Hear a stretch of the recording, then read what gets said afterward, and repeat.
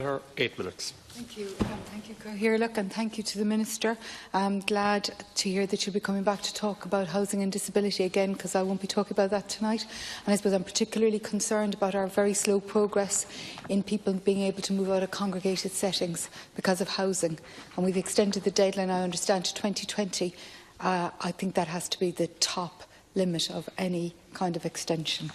Thank you for the opportunity to speak to this motion tabled by Senator Martin Conway and the other Fine Gael senators, and as amended by Senator John Dolan.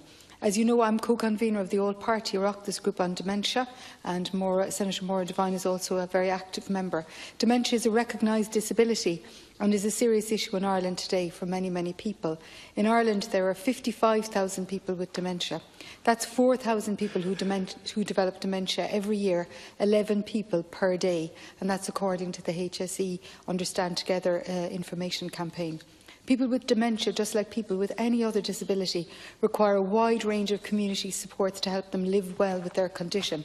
However, we are all well aware of the substantial gaps in community supports for people with disabilities, including people with dementia. The State needs to do more to adequately provide the range of supports for people with dementia in every community. It is in a great position to encourage leadership in the development of dementia-friendly communities across Ireland. So what is a dementia-friendly community? According to the Alzheimer's Society in the UK, a dementia-friendly community is defined as being a city, town or village where people with dementia are understood, respected and supported, and they can be confident they can contribute to community life. The definition is important. Just as for any other person with a physical or mental disability, people with dementia as citizens like the rest of us should feel included and involved, not excluded or forgotten. Dementia-friendly communities give people with dementia choice and control over their day-to-day lives. There are a small number of examples of dementia-friendly communities already in Ireland. These communities undertook to build awareness and to reimagine the ways we design our physical environments with people with dementia in mind. In Wicklow, the community focused on making all local services dementia aware. In Donegal, helpline volunteers identified loneliness and isolation in a very rural county among people with dementia and developed befriending and home visiting.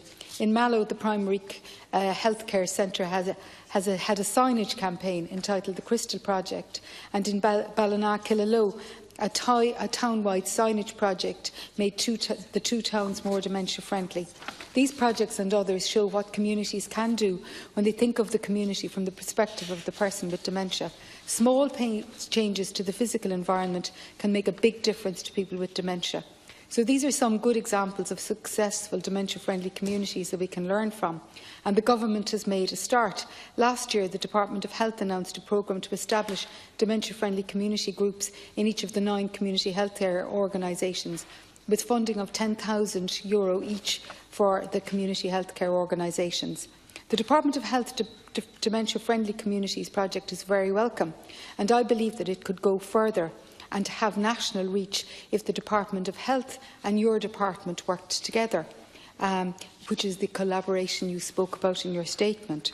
By enlisting and directing every local authority to take the lead in making their local authority area dementia-friendly, the Government could be even more ambitious. Enlisting and encouraging local authorities would mean that dementia-friendly communities would reach people living with dementia in the towns, villages and townlands across Ireland. A small fund for local authorities to support this initiative would incentivise local authorities to get started.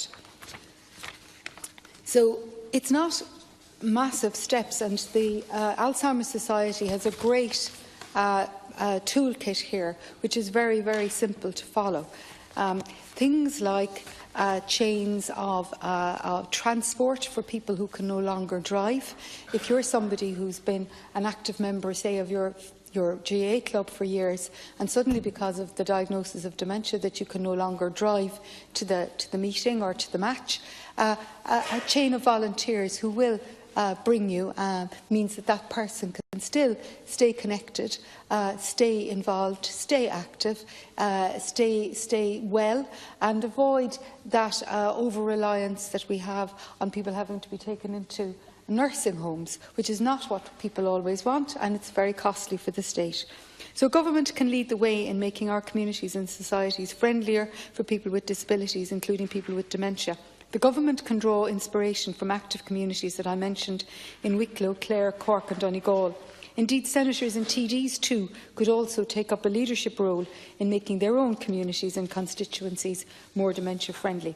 So I call upon the Minister for Housing, Planning and Local Government to pave that way, to show leadership in making Ireland and all our communities more accessible and friendlier for people with dementia. If a community is good for a person with dementia, it will be very good for everybody, like Senator Devine spoke about, and will help with that decongregation as well, because it's one thing to give a person a house, but if they're isolated in that house and they can't get out of it, then it is a prison in another sort. So will the Minister consider requiring every local authority to take a lead in making their communities dementia friendly, and develop a small grants programme for local authorities to support that? And will the Minister work with organisations like the Alzheimer's Society of Ireland to make dementia-friendly communities the norm and not the exception? So I hope you will consider that, Minister. Thank you.